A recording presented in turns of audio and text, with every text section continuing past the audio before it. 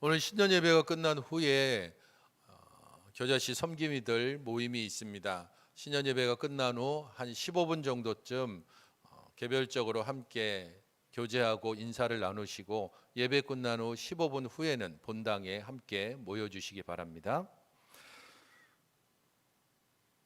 우리가 지금 살고 있는 이 방화동 지역은 마곡이 개발되는 것 때문에 상당히 많은 발전을 이뤘습니다. 특별히 지역이 변화되는 것은 바로 눈으로 확인해 볼 수도 있고, 이곳에서 오래 살았던 분들은 그야말로 천지가 개벽하는 것 같은 그런 변화를 직접적으로 엿보았을 것입니다. 2005년 12월 20일에 서울도시주택공사, 흔히 SH공사라고 하죠. 거기서 마곡지구 조성계획이 발표됐습니다. 그리고 2008년에 실시계획이 인가가 되고 2010년 이후에 본격적인 개발이 시작됐습니다. 제가 2012년 7월 달에 부임을 했었는데, 그때는 저 마곡지구에 거의 기초 정도만 놓여져 있었는데, 이제는 거의 대부분 건물이 지어지고 몇몇 지역에 계속해서 건물이 지어지는 가운데 있습니다. 처음에는 분양도 제대로 안 되고 그래서 좀 깎아주는 것도 있고 이런 것들이 있었지만, 마곡지구 개발이 성공하고 그 이후에 가장 큰 변화가 있다 그러면 어떤 변화가 있냐 하면, 이 지역에 새로 생기는 모든 건물에 마곡이라는 이름이 붙는다는 겁니다.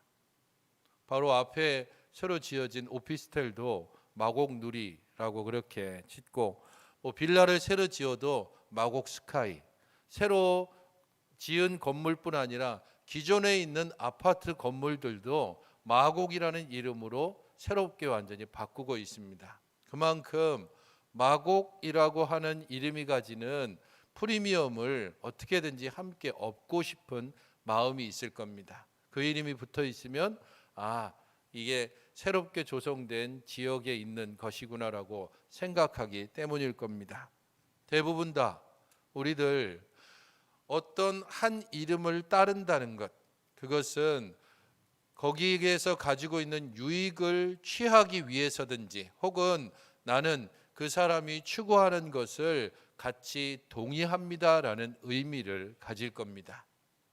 올 한 해 우리는 시편 1편 1절 2절 말씀을 주제로 해서 함께 복 있는 성도, 복 있는 가정이라는 주제로 올 한 해를 시작해 보고자 합니다. 그래서 오늘과 내일 이틀에 걸쳐서 시편 1편을 우리가 함께 살펴볼 겁니다. 시편이 모두 150편으로 되어져 있습니다. 이 150편의 시편을 백석대에 있는 유호준 교수님은 150동의 건물이라고 이렇게 비유를 했습니다. 엄청난 대단지겠죠. 150동의 건물이 있는 그런 아파트 단지가 있다고 생각해 보십시오. 그 아파트 단지의 이름을 찬양과 기도, 이런 아파트 단지 이름이 있습니다. 찬양과 기도. 그리고 이 150동의 아파트 단지의 가장 정문, 거기에 현판이 하나 걸려져 있는데, 거기 붙어져 있는 제목이 뭔가 하면 복 있는 사람이라는 현판입니다. 찬양과 기도라는 아파트 단지의 정문에 딱 이 아파트 단지의 가장 중요한 요소는 복 있는 사람입니다. 시편 1편은 바로 그 부분을 우리에게 알려줍니다. 시편을 읽는 데 있어서 항상 우리가 염두에 둬야 할 것은 무엇이 복 있는 사람인지, 누가 진정으로 복 있는 사람인가 하는 것을 계속 생각하는 겁니다. 때로는 저주시도 있습니다. 때로는 탄식시도 있습니다. 때로는 여호와 하나님께 찬양하는 찬양시도 있습니다. 하지만 그런 모든, 때로는 저주하든지 탄식하든지 찬양하든지 시편의 모든 부분에는 복 있는 사람이라는 내용이 담겨져 있습니다.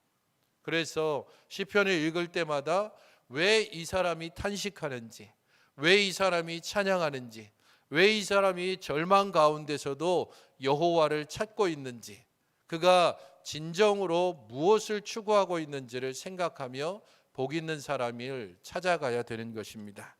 그러므로 우리가 함께 보는 이 시편 1편에서 복 있는 사람은 이렇게 시작되는 첫 번째 말을 우리는 가볍게 들어서는 안 됩니다. 복 있는 사람은 악인들의 꾀를 따르지 않습니다.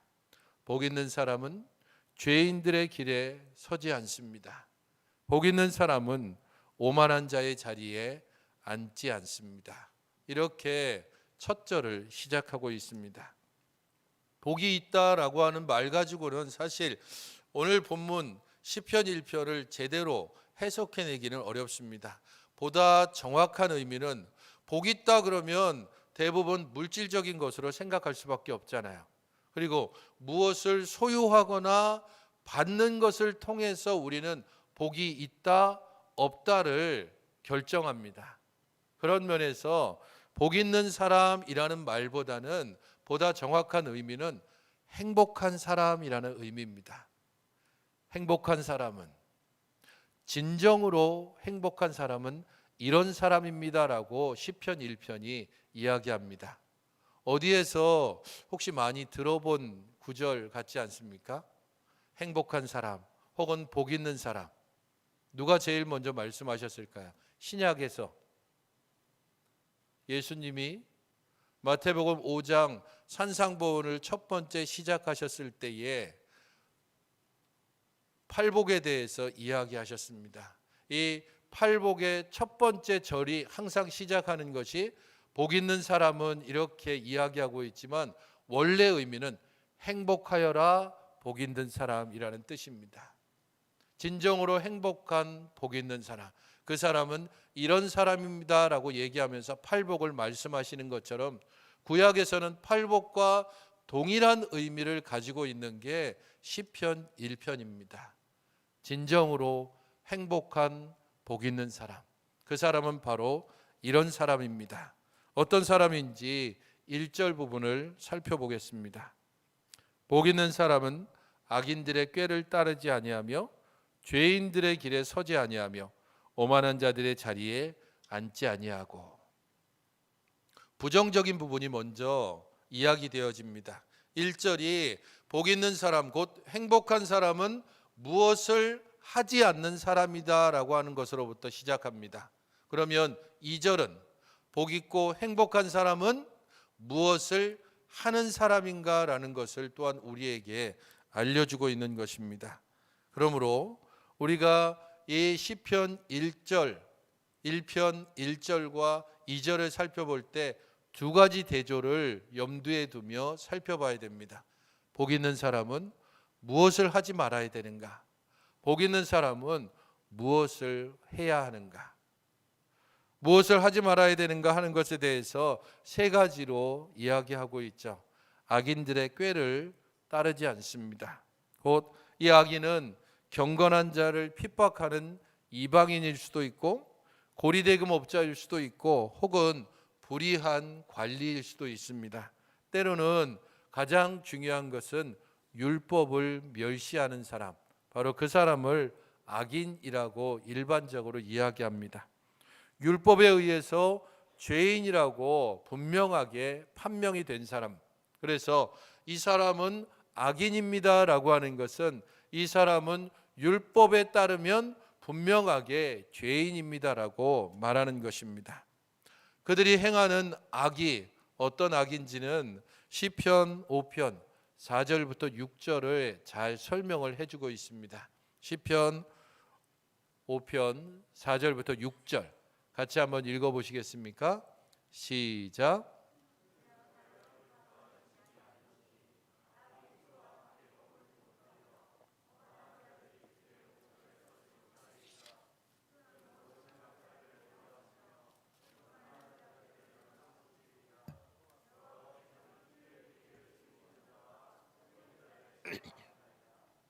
거짓말하는 사람, 피 흘리기를 즐기는 사람, 속이는 사람이라고 이야기하고 있습니다. 하나님은 그들을 기뻐하지 않습니다. 죄악을 행하고 죄악 가운데 살아가는 사람들, 거짓과 피 흘림과 속임수로 자신의 부를 추구하고 자신의 유익을 쫓아가는 사람, 바로 그런 사람이 악인들입니다. 그들은 끊임없이 자기 꾀를 만들어냅니다. 자기 이론을 만들어내고 자기 변명을 만들어내고 자기만의 수많은 이유를 만들어내면서 내가 부유할 수 있는 이유, 내가 이렇게 살아갈 수밖에 없는 이유에 대해서 이야기를 하는 겁니다. 왜 내가 피 흘리는 게 정당한지, 왜 내가 속이는 것도 정당한지, 이런 거짓말이 왜 내 정당한지에 대해서 끊임없이 다른 사람들을 설득시키려고 하는 사람입니다. 바로 그런 사람들의 꾀를, 그런 사람들의 생각을 동의하지 않고 따라가지 않습니다. 그 사람이 바로 복 있는 사람, 곧 행복한 사람입니다. 두 번째 이야기하는 것은 죄인들의 길에 서지 않습니다. 이 죄인은 분명하고 확실하게 계명에 따라서 구체적으로 이 사람이 이런 계명을 범했습니다라는 것이 증명되는 사람입니다. 이 계명은 사회적인 법이 아닙니다. 사회적인 법에 따르면 사람이 죄를 지으면 거기에 합당한 형벌이 따르죠. 징역을 살든지 아니면 구류를 살든지 혹은 벌금을 내든지 할 겁니다. 하지만 종교적인 계명을 어기는 것은 다릅니다. 그 마음에 분명한 찔림이 있지 않으면 종교적인 계명은 언제든지 다시 저지를 수 있습니다. 왜냐하면 찔림이 없으면 그냥 그대로 살아가는데 아무런 문제가 없기 때문입니다. 그래서 죄인들, 곧 율법에 따르면 그 율법을 범하는 사람들은 끊임없이 자기의 하는 일들에 대하여서 무뎌지는 사람들입니다. 종교적인 계명을 의도적이고 반복적으로 행하면서 스스로의 일에 대해서 별다른 죄책감을 느끼지 않는 사람입니다. 바로 그러한 죄인들의 길에 아무런 문제 없이 함께 따라가지 않고 그 죄인들의 길에 분명하게 거절의 의사를 밝히는 겁니다. 꼭 그렇게 살아야 되냐고 우리에게 말할 수 있습니다. 뭘 그렇게 빡빡하게 사느냐고, 그렇게 하나님의 말씀을 따라 사는 것이 그게 그렇게 좀 너무 인생을 힘들게 사는 것 아니냐고 하면서 조금은 융통성 있게 살라고 우리에게 유혹하는 말을 할 수도 있습니다. 하지만 그것을 거절하고 하나님께서 말씀하신 바를 따라서 온전히 살아가는 사람, 바로 그런 사람이 복 있는 사람입니다. 세 번째 부정적인 것은 오만한 자의 자리에 앉지 않는 겁니다. 하나님께 모욕적인 발언을 하는 사람, 바로 그런 사람을 일반적으로 오만한 사람이라고 합니다. 죄의 시작이 오만함에서부터 비롯됐다는 것은 우리 모두가 아는 바입니다. 우리 안에 있는 교만과 오만, 그것이 죄가 점점 자라게 하는 가장 좋은 토양입니다.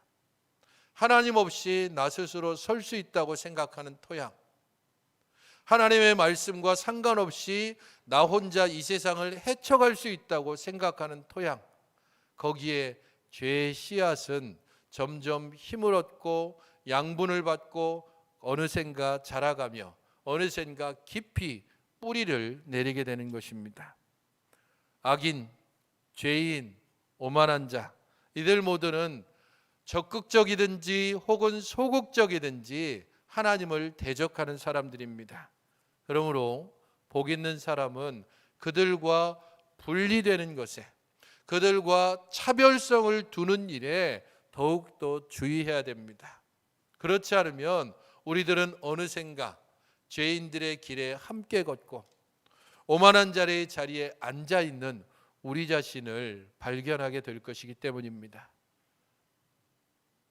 사실 제일 좋은 것은 그냥 우리 자신들이 죄인이나 악인이나 오만한 사람들과 완전히 뚝 떨어져서 우리들만의 공동체를 만들면 제일 좋습니다. 그래서 오염되지 않은 지대, 오염되지 않은 사람들, 하나님만을 진심으로 섬기며 바라는 그러한 사람들과 함께 살면 좋겠지만 우리들은 죄인과 함께 살아가야 되고 악인들과 함께 숨 쉬어야 되고 오만한 자들과 함께 마주치면서 살아가야 됩니다. 하나님 없이 살 수 있다고 하는 사람들, 자신의 머리를 자랑하고 자신의 꾀를 자랑하고 자신의 술수를 언제든지 거리낌 없이 드러내는 그러한 악인들을 우리는 상대해야 됩니다.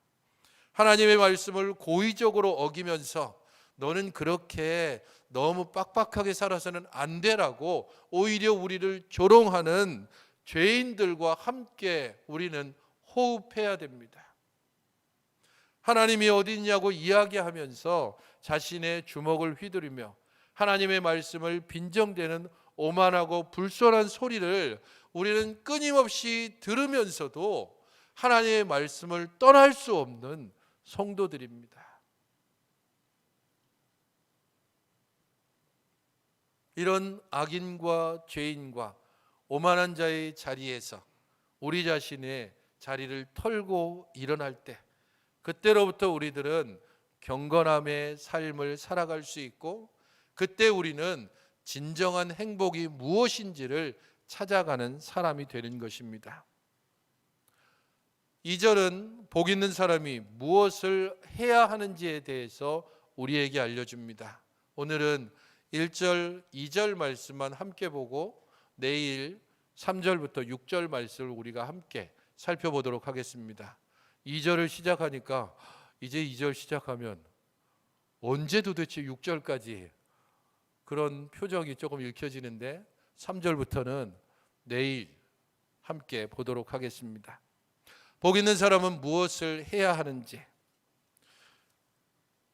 여호와의 율법을 즐거워하여 그의 율법을 주야로 묵상하는 사람이라고 말하고 있습니다. 잘못된 길을 피할 뿐 아니라 적극적으로 하나님의 율법을 연구하며 그 일에 열심을 내는 사람입니다. 여기서 주야로라고 이야기하는 것, 그것은 항상 혹은 지속적으로 모든 생각이, 모든 마음이 하나님의 말씀 곧 율법을 향하는 사람입니다. 유진 피터스는 이 사람을 일컬어서 이렇게 규정합니다. 같은 방향으로 오랫동안 순종하는 사람. 이 방향 저 방향이 아니라 같은 방향으로 오랫동안 순종하는 사람, 바로 그런 사람이 주야로 행하는 사람입니다. 물론 이 주야로 어떤 쪽을 향하는가가 문제입니다. 묵상하고, 여기서 묵상한다라고 하는 것이 중얼대고 혹은 속삭인다는 의미가 있지만 보다 분명한 의미는 동물의 울음소리를 말합니다. 이 겨울철이 가까이 오면 기러기 날아가면서 기러기들이 우는 그런 소리, 때때로 우리가 깊은 산중에 들어갔을 때에 여기저기서 울리는 새들의 소리들, 그런 모든 소리가 바로 여기서 말하는 묵상하다라는 의미를 가집니다. 어려움에 처한 짐승이 간절하게 우는 울음일 수도 있고 때로는 친구나 혹은 가족을 찾는 울음일 수도 있습니다. 그 울음의 내용이 어떤 것이든 간에 속에서부터 터져나와서 분명하게 자신의 의지를 전달하는 것, 그게 바로 묵상한다라고 하는 의미입니다. 단순히 그냥 입 안에서 중얼중얼 거리는 것이 아니라 그 영혼 깊숙이에 있는 생각이 끄집어내져서 계속해서 그것을 소리로든지 혹은 몸짓으로든지 표현하는 것, 그게 바로 묵상한다라는 의미입니다. 이런 묵상하는 사람, 바로 그 사람은 율법이 무거운 짐이 아니라 기쁨이 되는 사람입니다. 율법을 늘 생각하면서 그 율법을 향하여 자신의 소원과 간구를 아뢰기 때문입니다. 여기서 묵상한다는 것은 단순히 그냥 성구를 외우는 게 아닙니다. 조금 전에 말씀드린 것처럼 깊은 울음, 자신의 처지와 형편과 영혼을 담아서 소리내어 울부짖는 것과 같은 것입니다. 그런 사람은 말씀이 기쁨이 되고 말씀이 유일한 복음이고 유일한 피난처고 유일한 출구가 되는 사람입니다. 율법을 통해서 자신의 죄를 발견하고 이 죄로부터 구원받는 길은 하나님의 말씀밖에 없음을, 하나님의 은혜밖에 없음을 깊이 절감하고 그리고 하나님께 나아가는 사람이 복 있는 사람이라는 겁니다. 로마서 7장 7절 8절은 율법을 통해서 우리가 어떤 유익 혹은 어떤 발견을 하는지에 대해서 이렇게 적고 있습니다. 율법으로 말미암지 않고는 내가 죄를 알지 못하였으니 곧 율법이 탐내지 말라 하지 아니하였더라면 내가 탐심을 알지 못하였으리라. 그러나 죄가 기회를 타서 계명으로 말미암아 내 속에서 온갖 탐심을 이루었나니 이는 율법이 없으면 죄가 죽은 것임이라. 율법을 통해서 죄를 발견하고 그 죄의 가장 깊숙한 속에 있는 탐심을 발견하게 됩니다. 왜 율법을 즐거워하고 율법을 끊임없이 묵상하는가? 이 율법이 없으면 내가 죄인이라는 사실을 깨닫지 못하기 때문입니다.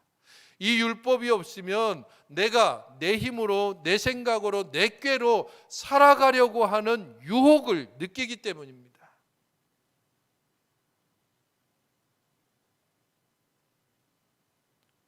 말씀과 멀어지는 삶은 당연히 하나님과 멀어지는 삶이고, 하나님과 멀어지는 삶은 결국 죄인의 길에 서는 사람밖에 없습니다.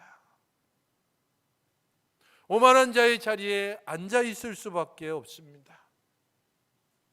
우리가 하나님의 말씀의 거울 앞에 날마다 우리 자신을 비추지 않으면 우리 영혼의 어느 부분이 썩어가는지, 우리 영혼의 어느 부분이 약해져 있는지, 우리 영혼이 얼마나 지금 병들어 있는지를 발견하지 못합니다.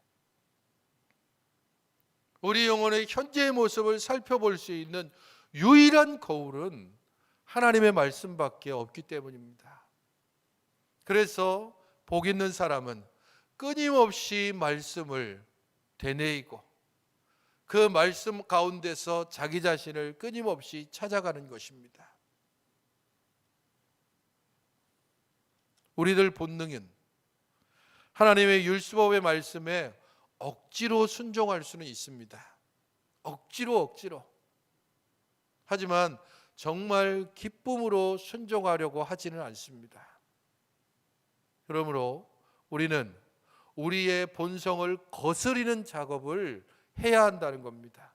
우리가 진정으로 행복하기 위해서는 우리의 본성을 거스리는 것, 곧 하나님의 말씀을 억지로 순종하는 것이 아니라 기쁘게 순종하는 자리까지 나아가기 위해서 말씀을 계속 거듭해서 우리 안에서 되뇌이고 그 말씀 앞에 우리 자신들을 비추고 그 말씀을 끊임없이 묵상하면서 울부짖으며 하나님 앞에 나아가지 않으면 율법이 결코 기쁨으로 다가오지 않습니다.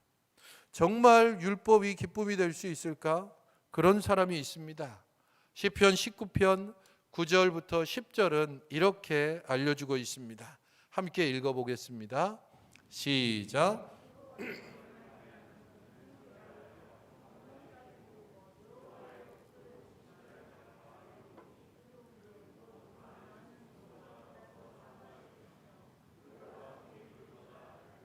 이 시를 지은 사람이 우리와 동일한 사람입니다. 우리와 동일하게 유혹을 받는 사람이고 우리와 동일하게 하루하루 먹을 것을 걱정해야 되는 사람일 수 있습니다. 올해에는 일자리가 혹시 끊어지지 않을까 걱정하는 사람일 수도 있고 어떻게 오르는 전셋값을 제대로 감당해야 될까 고민하는 사람일 수 있습니다.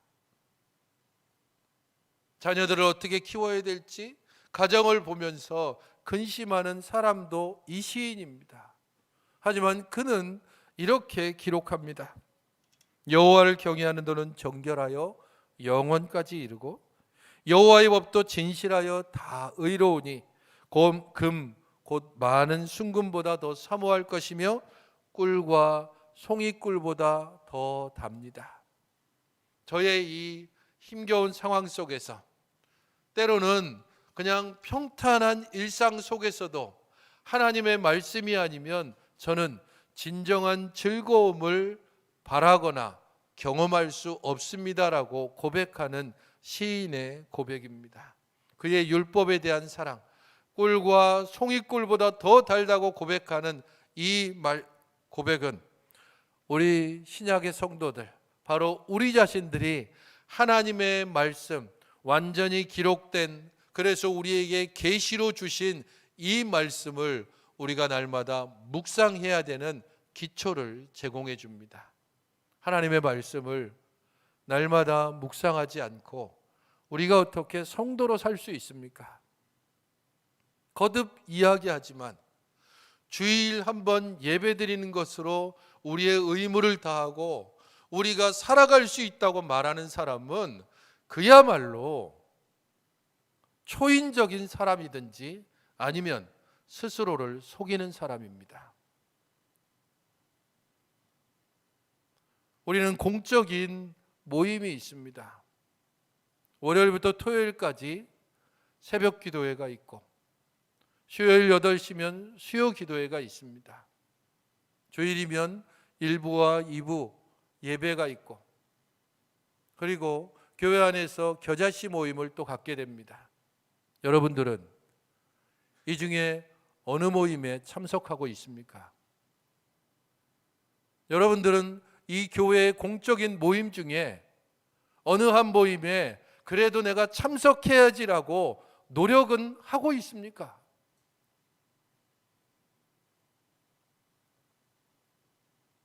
주일 예배에 참석하는 것으로 우리의 의무를 다했다고 생각하는 사람은 평생토록 일주일에 한 끼만 먹고 사는 사람입니다. 그래가지고는 건강할 수 없습니다. 그래가지고는 하나님의 자녀로 살아갈 수 없습니다. 그러므로 올 한 해로부터 우리의 다짐과 결심을 새롭게 하시기 바랍니다. 아직 복 있는 사람 묵상집을 수령하지 않으신 분들은 오늘 예배가 끝나고 나가시면서 폐경대에 있는 복 있는 사람 책자를 다 수령해 가시고 매일 그 말씀을 적어도 한 번 읽어보는데 겨우 한 3분 4분 정도 걸리지 않습니까? 그 말씀을 묵상하고 말씀의 뜻이 무엇인지를 깊이 있게 파는 데에는 몇 시간이 걸릴 수도 있지만 그래도 한번 읽어보는 것은 많이 해봐야 5분 그 정도쯤이면 그날 주어진 말씀들을 살펴볼 수 있습니다. 그리고 이 말씀이 깊이 있는 내용이 무엇인지 알 수 없지만 하나님, 오늘도 제가 하나님의 자녀인 것과 하나님의 말씀만이 나를 살릴 수 있다는 사실을 잊지 않게 하옵소서. 이렇게 짤막하게라도 기도하고 시작하는 성도와 분주하게 그렇게 하루의 일상을 시작하고 피곤하게 하루의 일상을 마치는 성도의 마지막이 어떻게 다를까요?